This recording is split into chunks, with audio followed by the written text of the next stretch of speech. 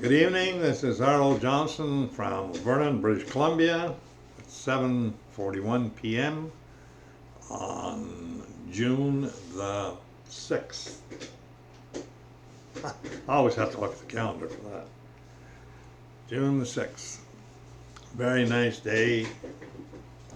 78 above. Clear, no clouds, nothing. Very nice day.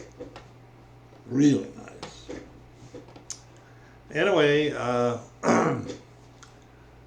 I took a trip out to Alberta on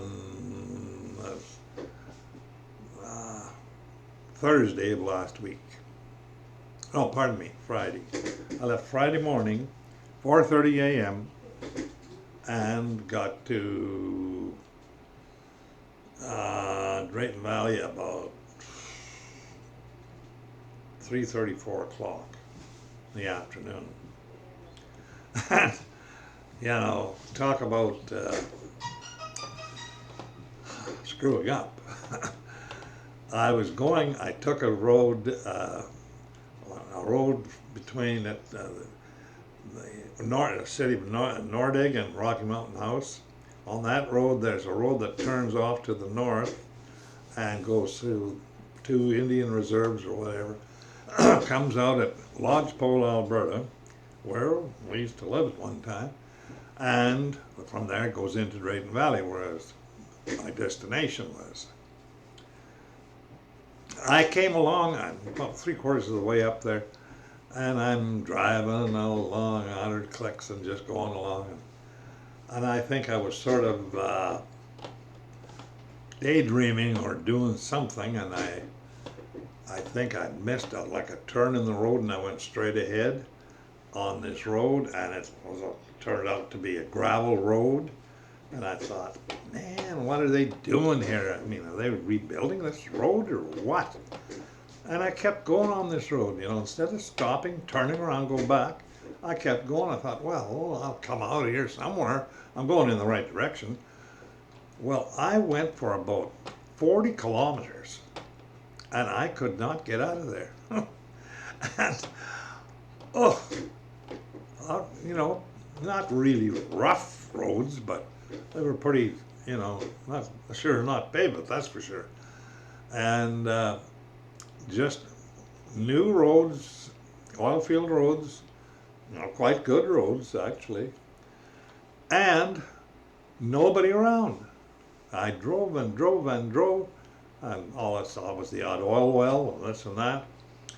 Finally, I came to a place, and this grader and this truck was parked on the side of the road, and they're talking to each other. And this guy, I said to this guy, how the heck do I get from here to Lodgepole, Alberta?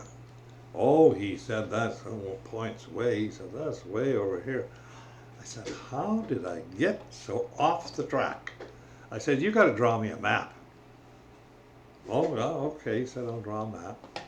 So he drew me a map, and I took his map and, you know, turn left here, turn right at the Ball Diamond, go to the O'Keefe store, and turn left at the store, and you'll get on the pavement, and pretty soon you'll be on the road to Lodgepole. Okay, did it. I went through all that, and he didn't say it was going to be, you know, how many kilometers between these little directions. One direction went left, and I had to keep going there till I turned right, and then turned right again. But the thing is, he didn't say, you know, 5 kilometers or 10 or 20 or 30. I just had to keep driving till something changed. And finally it did, and finally I got out. And I'm going down this paved road, no idea. And I thought, now I've got to be getting out of here. And this Indian woman and this Indian guy are walking down the side of the road. So I thought, I've got to stop and ask them. So I stopped, rolled down the window, stopped. And the woman come over, she says, thanks a lot, she says, we're just waiting for somebody to give us a ride. And I thought, I was just going to ask for directions. I thought, well, okay. I said, I got so much junk in the back, I don't know if I got any room. Oh, she said, I'm just small, I can get in anywhere. And so they got in the back seat and sat there. I said, well, I said, how far to the lodgepole? Oh, it's going to be about 20 minutes, you know. Oh, yeah, I said, well, that's far away. So anyway, carried on, got to Lodgepole, and I said, well, we're here in Lodgepole now, do you want to get out now? No, I said, I'm going on to Drayton Valley, that's my destination. No, well, we'll go to Drayton with you. Yeah, we'd rather go to Drayton. So I said, well, okay. So they hung in there, and we ended up in Drayton, and I said, you know, where do you want to get off? Oh, the Husky. All right, pulled in, Husky Station. And I had a bag that I had made up at home to take along of buns and whatever, and I had made up, there was 3 buns, homemade buns in there, and 2 of them I had, you know, sliced open and put butter on and margarine and whatever. The other one was peanut butter and jam and whatever, and the other one I hadn't touched. So I just reached over and said, hey, you can use this more than I can right now. Oh, thank you very much. You know, I got something to eat now. And I thought, oh.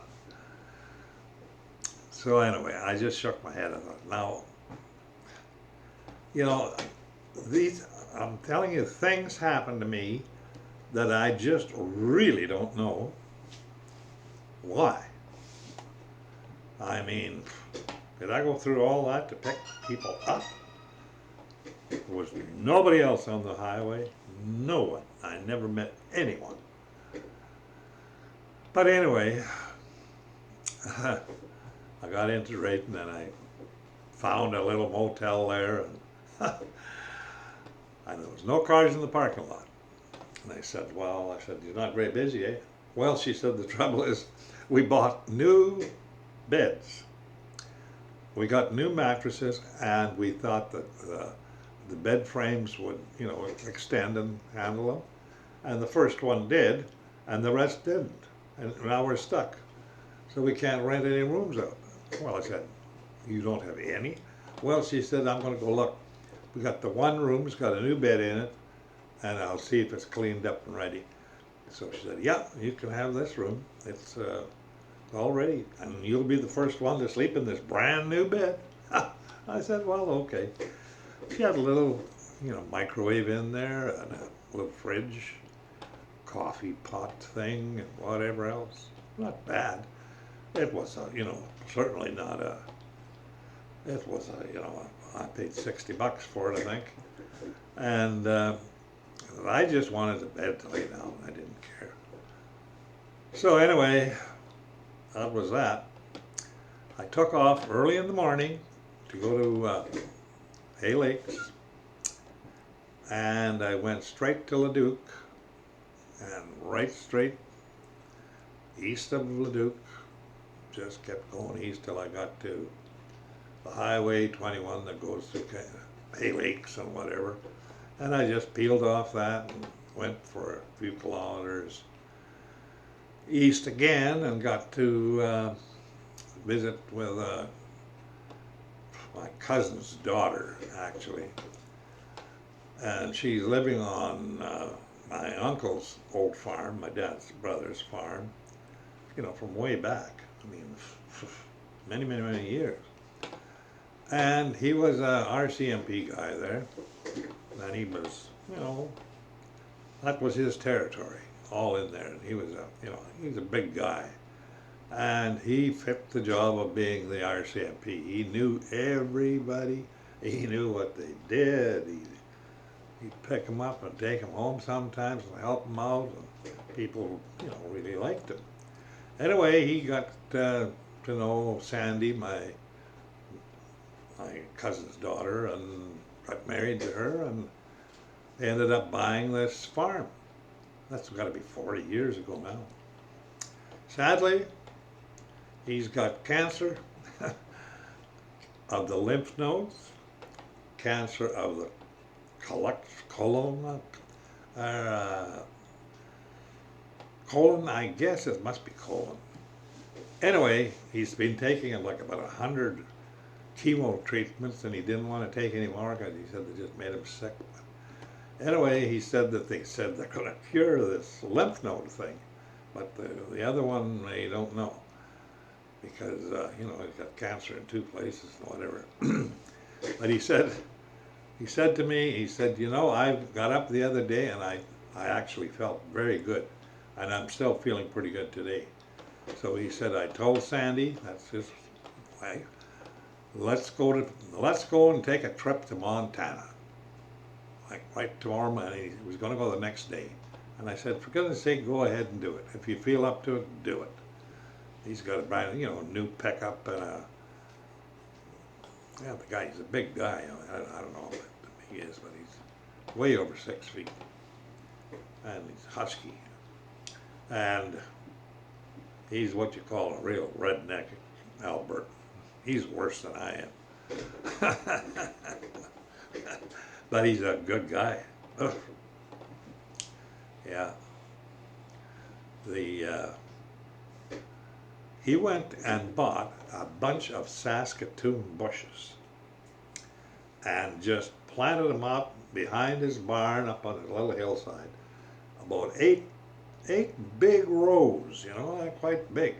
I don't know how long they are, but then, you know, I'll bet you there's they're 150 feet long or something each, and 8 rows of those, and they've grown up into quite big trees, and they're all Saskatoons. And he does nothing with them, absolutely nothing. They grow there, and people come out from Edmonton, mostly Chinese, and they come out there and they want to pick Saskatoons. And I happened to be there, I think it was end of July or something like that, middle of July, and Saskatoons, it were time to pick them, and I'm looking at this driveway coming into his house, and I see this white car come in, and then another blue car, and then another car after that, like 3 right in a row. And he looks out and he said, he said, these are the Chinese people from Edmonton. They come to pick Saskatoons. So he said, I got to get the ice cream buckets out. You know, it's $8 a bucket. And he just had them out. They come and took buckets and paid him $8, and away they go. And he doesn't have to water them. He doesn't do nothing. And they've been growing like that for years. And I thought, my gosh, that's a smart way to farm, I'll tell you. Yeah. Oh, he's a pretty smart cookie, that guy. He's got sort of a museum in his barn of all kinds of tractors and museum tractors and all kinds of stuff. Oh. But anyway, so much for that.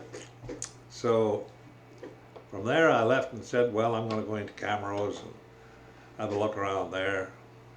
I looked around on the way to Camrose where we had lived before. I had been out to the farm in the morning before I came there, to our old farm where we grew up. And so I was getting all around all over the place. You know, I went to Armina, where I used to go to school. I went into Camrose, where, you know, that was our main town. And I could hardly move in there because they had their Jaywalkers Jamboree. And I noticed on my phone, I looked up to see, you know, if I was going to stay in a motel or something. Nothing available. Nothing. I thought, what in the world? You mean to tell me they're coming in here for this? And what it is, it's like a fair setup, only it's the whole main street. And I mean, that's many blocks long. You know, it could be at least 8 blocks long.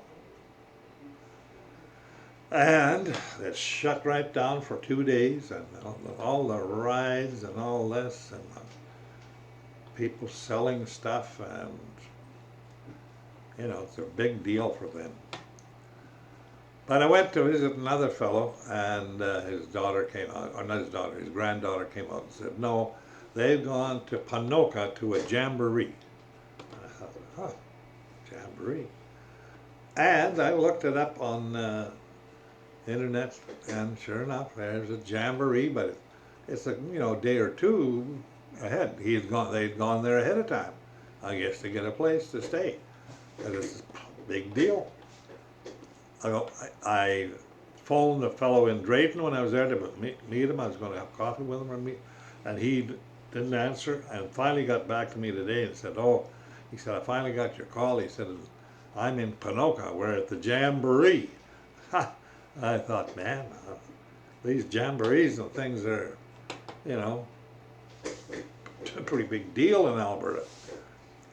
Anyway, I turned around and went to look at a gravel pit that my nephew has started, and it's a big one. And I didn't realize how big it was, but it was big in Edinburgh, Alberta. But it was shut down. I was too late. They were shut down for the day, and so I just headed back to Rocky Mountain House to stay overnight, and I would get up early in the morning and leave and come back to Vernon. Anyway, that trip, 3 days, Friday, Saturday, Sunday, was back in Vernon by 3 o'clock. 2:33 o'clock. 3,200 kilometers. I was putting on the mileage. 89 years old, driving around the whole darn country like that. But I saw a lot of country, and I enjoyed it because, you know, a lot of it was my old stomping grounds. I really thought, well, you know, should I do this? No.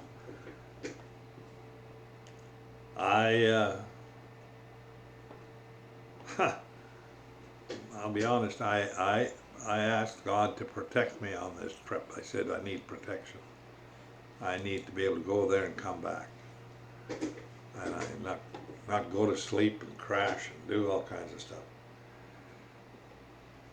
I went there and came back.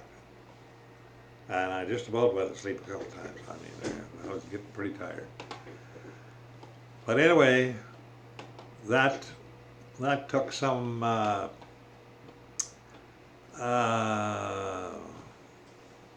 angst, but you know, I got it out of my system. I wanted to go and look around maybe one last time. I don't know if it's the last time or not, but if it isn't, it's very close. And, you know, when you get to be my age, it's pretty hard to find anybody you basically can visit anymore. I mean, that's a fact. They're all died. They're all dead. They died. And, you know, like, I have nobody to visit anymore in Rocky Mountain House, really. Well, one widow, I guess I could visit. I could visit the son of the friend of mine there. He has a car dealership. But it changes everything. You know? That's why I say to people sometimes, you know, it's I'm sort of blessed with a good memory and stuff like that.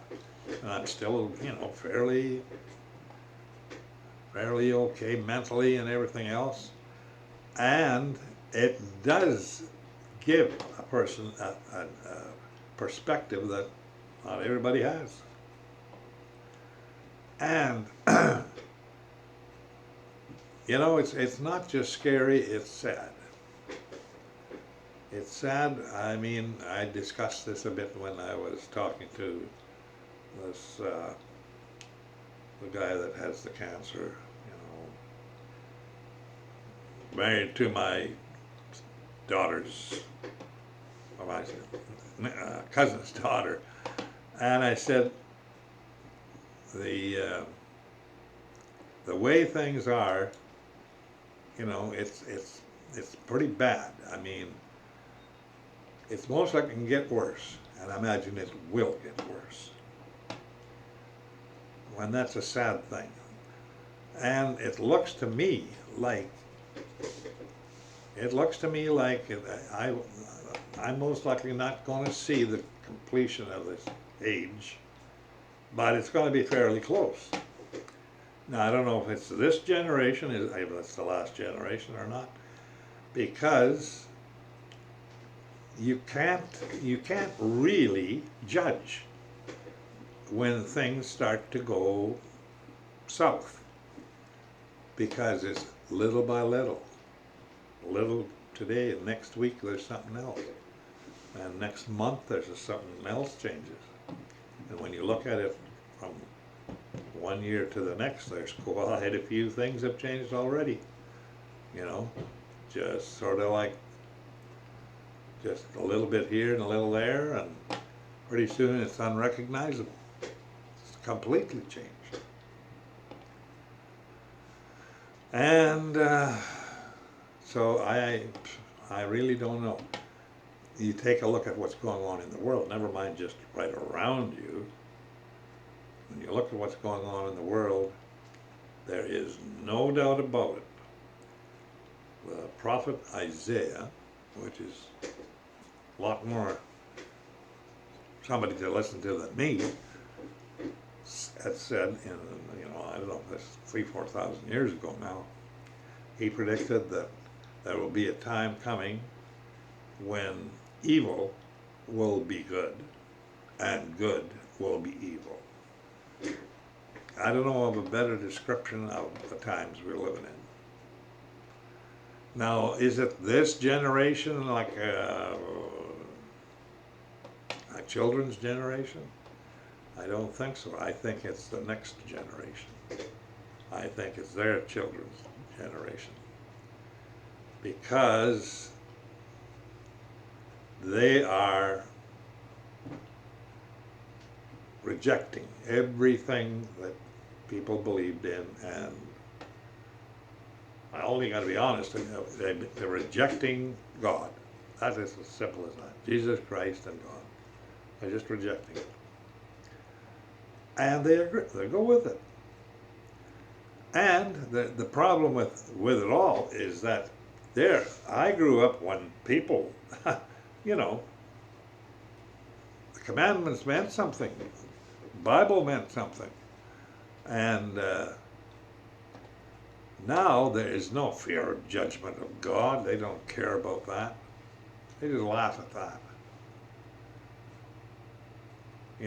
When I was a young guy growing up, they weren't killing their babies with no remorse. They just weren't doing it. Nobody was doing it. Everyone got married. If you didn't get married, you still lived at home. There was no old folks' homes like I'm living in. They had a bedroom upstairs or somewhere else, or a little house built on the farm, separate. And they said they lived pretty good. They lived, in fact, maybe better than now, because they were totally looked after. There was no pensions, there was no pensions, no nothing. You didn't make it sell or do something on the farm, you had nothing. Mind you, the thing is, I've said many times, I didn't realize at the time, when I was growing up on the farm, that we were running a little corporation. I mean, every single thing that we had or got had to come out of the ground, one way or the other. When they say all riches come from the land, that is a fact. Like grain, cattle, pigs, chickens, whatever, that was the main things that we raised and sold. Mainly things like pigs and cattle, and we sold the odd bit of grain, but not that much grain. Usually fed it to the animals, and sold some. I mean, there was a cash deal for selling grain in the fall. You had to get some cash. But I remember that when I grew up, and butchering a steer or something in the fall, and splitting it half with a neighbor or something, and then they butchered one 2-3 months later, and we split half with them. And we didn't have power, no phone. when we first started out. And all those things came. I, I remember the phone came, and it was really a rudimentary kind of phone. And my mother would rubberneck on it. If it, you know, it worked by if you were on a little group, and if you were two long rings and a short ring, that was you. Everybody, that was their ring, and everybody knew everyone's ring. When it rang, you knew who they were calling. And of course, you had to go and run and grab the phone, hold your hand over the speaker, and listen in. And if somebody called you, you could hear click, click, click, click, click. People just picking up all the time, and just nosy, wanted to know who's calling you and what you're talking about. Oh, you know. And then Calgary Power came, and it was farm electric. Government, I guess the government, they worked for the government, and they came through with poles and whatever, and the power poles, and built farm electric, and everybody got power. And we had light bulbs in the house. That's what we got first, because we didn't have anything electric, appliances or anything. And we had to run the wires on the outside of the wall on insulators and whatever, because nothing could go in the wall really. But it worked. We had lights and all over, and pretty next thing you know, we started getting electric motors. And went from there. Went on radio. Well, radio was running on a 6-volt battery. I remember that. The early 1941, 2, 3 in there. We used to lay around on the floor listening to the radio, in the evening, and the boxing matches, Joe Louis and whatever. And we'd be measuring Dad's biceps and seeing if they were as big as Joe Louis, and they were. 21.5 inches, and Joe Louis was 21.5. Dad's was just as big. He was a very husky guy. He wasn't that tall. He was maybe 5'10", but he was wide. Just blah. Yeah. And a good guy. Ugh. He never once said anything to me in anger in my whole life, ever. And I did all kinds of dumb things. Oh, busted stuff, and told me not to do something, and I did it anyway, and all went to heck.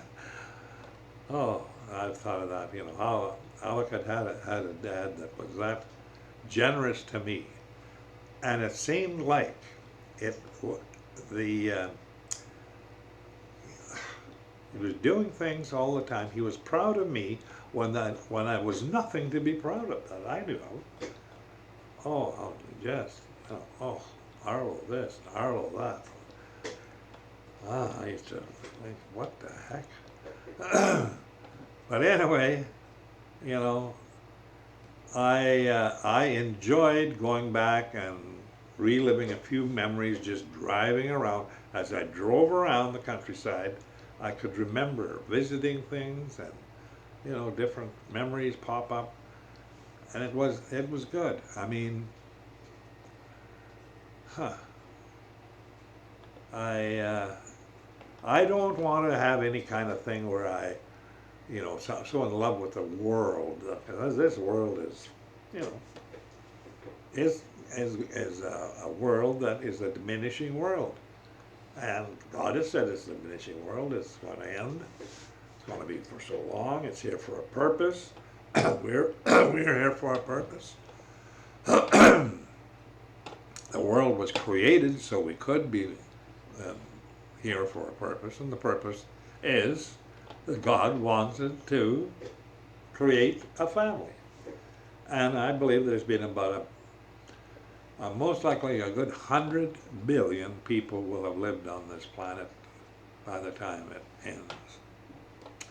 Now, out of that 100 billion, I don't know how many are going to end up being in his kingdom and being given life, eternal life. But that's the big deal. That's the big payoff. That's why there's nothing more important than that, really, if you realize it. Most people don't want to realize it, and I can't understand how they would turn down something like that. That is a bad thing when it's such a great promise and it's there. And I just hope you that if you're listening, I hope you're one of them that has made arrangements, or God has called you. Nobody can, I mean, preachers can preach all they like, they can't do anything about it. God has to call you to be drawn to his Son, Jesus Christ, and believe in him. And that's the only way it happens. I mean, I could preach to you all day, whatever, wouldn't do any good. God knows if you believe in him or not. You can BS all you like. Doesn't matter. No, it's quite a thing when you think about it. Works doesn't matter. You could go to church 10 times a week, and it wouldn't matter. You can give all the money you want, it doesn't matter. That's not the deciding factor. And he plainly says, you can't work your way into his kingdom, because then you could brag about it. And he said, nobody's going to brag about it. He said, it's a gift from God the Father. That's, I don't know if that's much of a podcast or a video or anything, but I hope, I just give you a little insight into what I was up to this last weekend. And hopefully, you might be interesting to listen to. And if you feel like subscribing, you'll get the next one that comes along. It's free, it doesn't cost anything. And until then, I hope that you keep things in mind as to what the future is holding. And if you can do something about it, it would be very good for you. Anyway, God bless you, and we'll see you again.